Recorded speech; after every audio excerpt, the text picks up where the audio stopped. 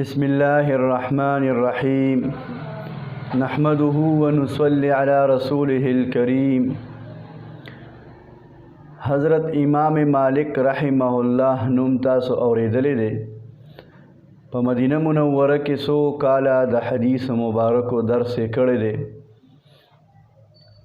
محدثین د صحابه کرام او دغه رنګ د تابعین او تبع تابعینو د پیغمبر صلی الله علیه وسلم سرا او د هغې ښکلی وطن مدینه منوره د هغې سره د محبت واقعات او مثالونه هغه زمونږ د اکابرو د ژوند نه مونږ او تاسو ته په سوونو په زرګونو په لکونو میلاویږي.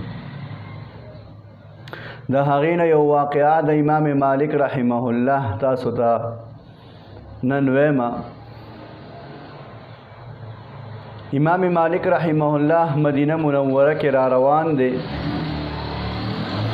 څه ګوري چې لړم پې حمله وکړله، دې ته سیټ ته شو خو هغه ورپسې ورمنډې کړې او د قدرت کار ته ګوره چې لستوڼي کې ورننوت.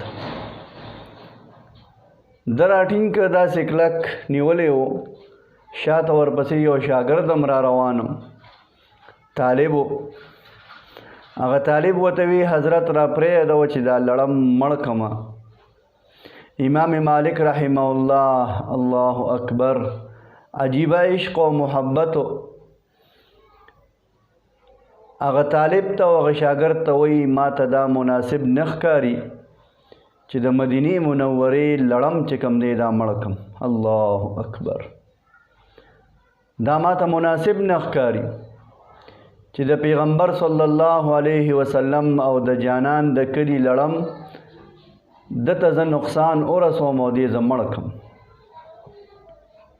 نو دکسې نیولی او لاړ روانو. طالب واقعه بیانوي، وی امام صاحب مخکې او زه ورپسې.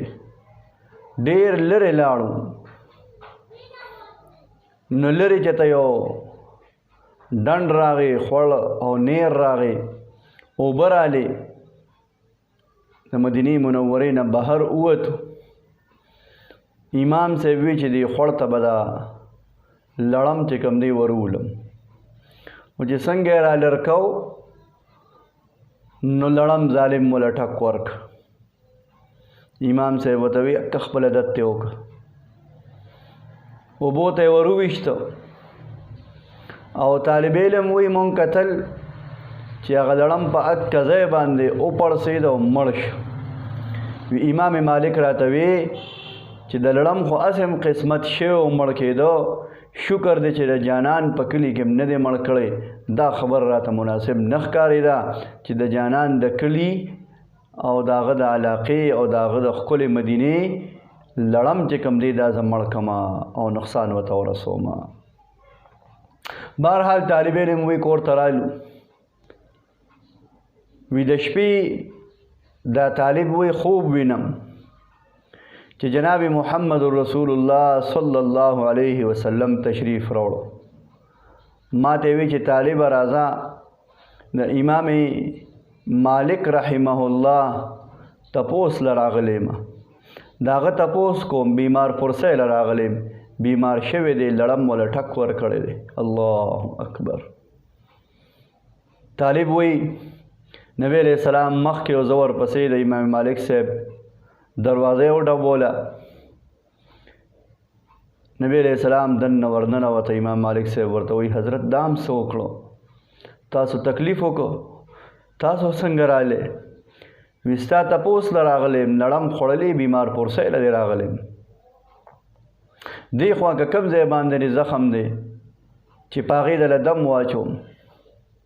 نبی علیہ الصلاۃ والسلام ولا هغه زخم والا ځای دم کو او امام مالک رحمه الله په اکه ساعت ټیک شو.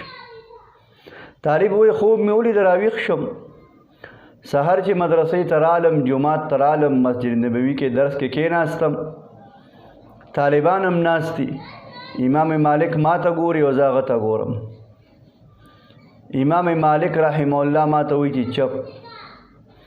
وی چې کله درس ختم شو ټول طالبان خواره شو زه امام مالک صاحب یوازې شو نو امام مالک رحمه الله ما ته وی چې هلکه د شپې چې څه کم خوبونه ویني او کم کارونه کیږي هغه ګورې سارې خلکو ته مه بیانوه